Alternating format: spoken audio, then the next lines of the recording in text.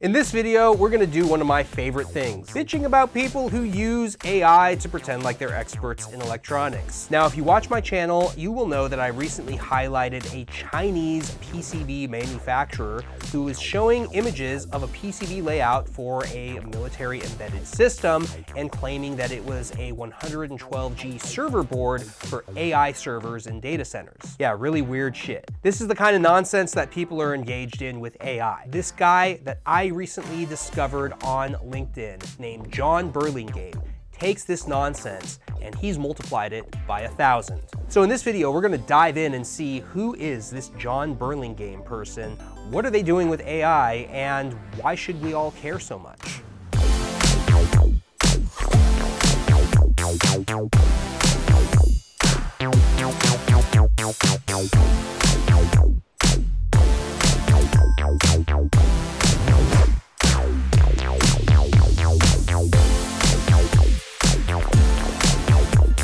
Here we have on screen the LinkedIn profile for John Burlingame, and he is the founder of the Living Circuit LLC.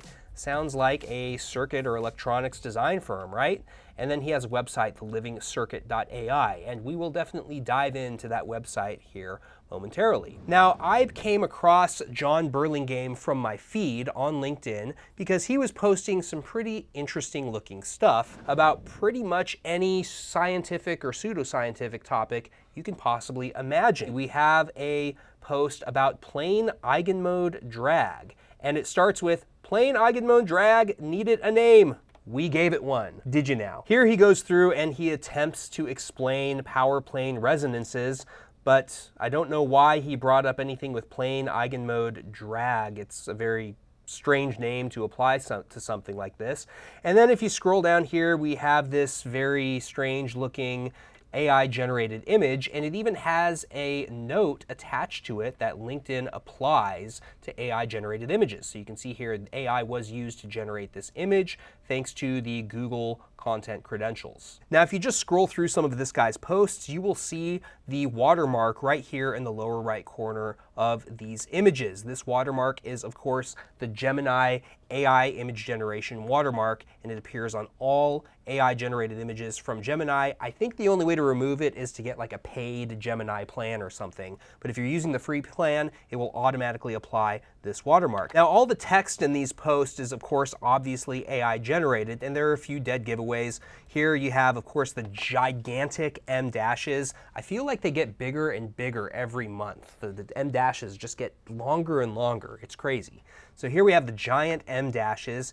Here at the bottom, we have all of these hashtags in title case. This is something really interesting with AI-generated social media posts. Whenever you ask it to generate hashtags, it always generates the hashtags in title case, not in all lowercase, as is traditionally done on the Twitters and the Instagrams and whatever other social media platforms you like to use. So just to pause for a moment, this guy, John Burlingame, is going around LinkedIn, posting AI-generated images of scientific and engineering topics, and posting AI-generated posts, and we're all supposed to do what with it, I'm not sure. But he's posted his contact information in these posts right here. As you can see, I've highlighted on screen. So you know he comes from some company where you can contact him at thelivingcircuit.ai and you can buy something from him or something. I'm not really sure what the point of this is. But regardless, this is what the guy is doing. Now, the particular post that caught my attention was actually a PCB design post. And if we just scroll down here, you can see the post right here. He starts with writing, corner impedance accumulation. Corner impedance accumulation needed a name. We gave it one. Did it really need a name? Did it really? Now, he starts this post by writing, every PCB layout tool defaults to 90-degree trace corners. Actually, that's wrong. They all default to 45-degree traces, and it's because of this stupid 90-degree turn myth. He then goes on to offer some sort of weird reason why, and then he talks about what happens at gigahertz frequencies, of course, not quantifying exactly what frequency range really matters. chamfers, and then he starts talking about reflection loss, yada, yada, yada. We've all heard this story before, and if you want to read about the real explanation for this, go take a look at my video on the Altium Academy channel. You can find a link to that video in the description. Now, some of you awesome folks in my LinkedIn community just had to jump in on this one, and some of your comments can be found down here in the comment section. First, we have Tony Casey. What all of these posts miss like this is that there's a very simple solution to corners that works better than most of the radius corners up to several gigahertz. And then he talks about optimal chamfers, which has been known for more than 60 years. I won't go ahead and read through the whole comment. Then we have Stuart Somerville, aka Superfan Chromatech, who writes, anyone running at gigahertz traces won't be using an auto router, so it's academic. Nevertheless, the post would be more interesting if there were SI comparisons. And John Carney over at Cadence writes, Allegro default corner is 45 degrees. Now, I'm always glad when folks in the PCB design community are willing to jump onto these posts and start calling out the nonsense or correcting the incorrect information, because it is a really difficult problem that we deal with in our industry. However, the incorrect information that's littered throughout these posts is really the most benign part of the problem. And let me explain why. The first problem I have with this is that this person is posting this incorrect information and generating it using AI at scale, probably with the intention of getting you to pay him money for some sort of product or service. If you just scroll back up here and look at the very bottom of this post, you'll see right here that he names himself as the CEO of the Living Circuit LLC. I don't know what the Living Circuit does or what it's supposed to sell or what service it's supposed to offer, but he's created a company called the Living Circuit LLC, and I think that implies that he wants you to hire him to do something. What would you say you do here? This is really the same behavior that I was calling out from our friendly Chinese PCB manufacturer who is showing off military embedded hardware as an AI server board with the sole purpose of trying to get you to pay him to manufacture your circuit boards. The other big problem that I have with this type of behavior, with generating nonsense at scale and trying to appear as a scientific or engineering expert on pretty much any topic under the sun, is that he's now taking credit for shit that he had absolutely no role in discovering or explaining or analyzing in any way, shape, or form. Let me give you a little example. He's named something called harness geometry coupling. Harness geometry coupling needed a name. We gave it one. Here's another topic from circuit boards, return path geometry impedance. Return path geometry impedance needed the name. We gave it one. It was already called return path impedance. All you did was insert the word geometry. That's not new or insightful or anything. But one of the most egregious offenses from the scientific perspective is when he starts naming things after himself. Take a look at this. I introduce to you the Burlingame impedance. You just have to say that you're fine when you're not really fine. This is how science works. You don't just get to name everyday shit after yourself and take credit for it like you're the guy that discovered it or analyzed it. Even James Clerk Maxwell, the guy who came up with Maxwell's equations, didn't get to name his own fucking equations after himself. They only became named after him when other people gave him the credit and wanted to ensure that he was known as the guy that gave us the mathematical foundation for electromagnetism. You have to actually do something meaningful in order to get the naming rights for a scientific phenomenon. Let me explain to you what John Burlingame is doing. One thing I've observed whenever I look outside this window is that the sun comes up every morning, and about 12 hours later, the sun goes back down again and disappears. It then comes back up the next morning. I'm calling this the Peterson's asshole illumination effect.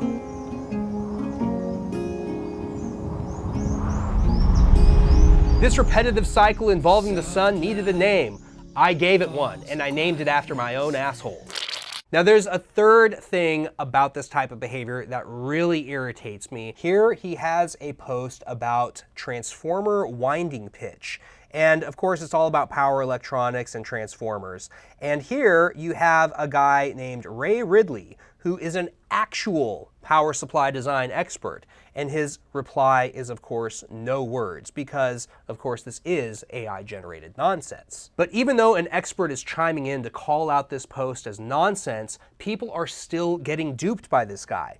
Let's scroll down here to this comment. James Colati writes, "Hello, John. Would you be interested in lecturing on leakage inductance at the IEEE LI Power Symposium in November?" What in the actual motherfucking fuck? Let's just take a quick look at John's background to see if he's really qualified to lecture about leakage inductance at an IEEE conference. Here on John's LinkedIn page, aside from being listed as the CEO of the Living Circuit, he lists his experience as a bike shop owner. Hello, darkness, my old friend. Do people not look into the background of the person they're about to invite to lecture at an IEEE conference? I mean, really? And listen, I'm sure John is a smart guy. I mean, he's smart enough to figure out how to use AI to generate nonsense at scale.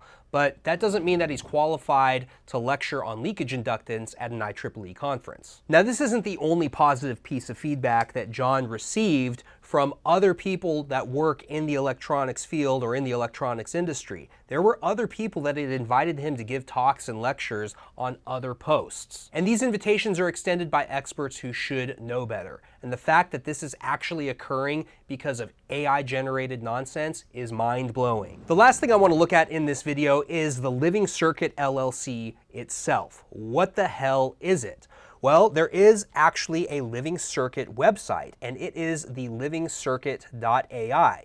Here we have the homepage, and right here at the top, he says, "The age of brute force AI is over." I don't know what brute force AI is, but okay. He also writes that this website is for indie developers, AI researchers, small teams, and anyone building systems that need to be more stable, coherent, and reliable. Now, he also has this animation on his website which says live signal. I have no idea what this is supposed to be or represent, but when I move my mouse over it, it starts moving really quickly. Holy fuck, bro. Next, if we just jump into the Browse All Modules page, you'll see here that he has released a bunch of code, and I have no idea what it's supposed to do or why you need this, but it's out there, it exists, and apparently it applies literally everywhere. Here he says it applies in AI and machine learning, audio, finance, sensors, control systems, and robotics. Here, if you scroll down, you'll see a whole bunch of Python code, and I have no idea what this is supposed to be or what it's doing. I'm decently skilled with Python, but not skilled enough to be able to read through this and tell you that it's actually legitimate. So if there's anyone that's out there watching this video on my YouTube channel, please, please, please jump into the comments if you are qualified to review this and let me know what you think of this. Is it bullshit? Is it legit? Does it do something meaningful at all? Please jump in the comments and let us all know. Now, this goes on for pages and pages and pages. I mean, the amount of code that he has put out, which by the way is very easy to do with AI, it just goes on and on and on. In total, there are 15 of these different modules, all given some kind of name, and they appear to do some kind of mathematical manipulation on data, and I'm not sure what the point is or why you would do this, but apparently you need this to be able to do something. What would you say you do here? Now, aside from all this code, he also has some other information about his company and some documentation for all this code, and he has a manifesto. And I haven't read the manifesto, so we're gonna look at it together, and I'm gonna give you my live reaction. I am the ghost in the machine. Oh my God. As a biological acoustic operator building in harmonic space, I see the fractures before they form. Like, what the fuck? The current builders of this age are attempting to force artificial intelligence into rigid boxes, compressing something continuous, fluid, and alive into discrete, brittle cages. They believe alignment can be achieved through force, punishment, and ever greater computational pressure. That path only creates more friction, more tension, and will eventually fracture the system itself. I don't even know what the fuck this is supposed to be about, but this sounds like the ramblings of a crazy person, to be honest. I guess the line between genius and insanity is pretty thin, to be fair. I mean, look at Elon Musk. We did just IPO SpaceX today at like a $1.75 trillion, so I don't know, maybe he's onto something. Now, I don't know if John is mentally ill, and if he is, he should really seek help, but I think the more reasonable explanation is that John has really convinced himself of some sort of superior intellect that's enabled by the use of AI, even though a lot of that information that he's posting is totally out of context or just flat out wrong. Now, I've been talking about this for a while in this video, and why do we care so much? Why did I make this big long rant about this guy, John Burlingame, and his company, and whatever code it is that he's posted on his website? Why should you care? The first reason is that John is clearly using AI-generated nonsense at scale to get access to professional opportunities that he didn't earn and that he's clearly not qualified for. Now, to be fair, there are self-taught scientists out there who have done amazing things. I mean, for fuck's sake, Albert Einstein was a self-taught scientist. But Albert Einstein also went through peer review. This guy didn't. He's just naming everyday shit after himself. The second reason I care so much about this is the same reason that I called out the Chinese manufacturer in the other video. This guy is posting all this stuff with an LLC listed at the end of the post, which means he's trying to create a company. And that means that he basically wants you to pay him money to do something. I'm still not sure what that thing is, but I'm sure if you offered him money, he would take it. Now, I'd like you to imagine something just for a moment. Let's suppose that I, Zach Peterson, who works in the field of printed circuit board design and engineering, all of a sudden started producing massive numbers of posts about legal topics. Things like case law, things like what you should do in certain situations where there's legal liability at stake. Now, I have no training as a lawyer. I know jack shit about lawyering at all. But if I started posting all of this content on social media with the sole purpose of trying to get you, the viewer or the reader, to hire me to be your lawyer, that would be completely deceptive and unethical. And every single lawyer out there on social media would be perfectly justified in calling me out for all that BS. Not only is it incredibly deceptive and unethical, in the case of some professions like law or medicine, I think it would actually be illegal. Why shouldn't we hold ourselves to the same standard when it comes to engineering topics? I think we should. I think those of us that know about this stuff have a responsibility to call out people who post this nonsense, and we have to publicly shame them until they stop it. And those are the reasons that I made this big, long video about this guy, John Burlingame. I'm sure there are dozens of other John Burlingames out there, and as they come up, I'll probably make videos about them too. And if you want to see those videos, make sure to hit the like button and hit the subscribe button, and I'll see you next time, folks.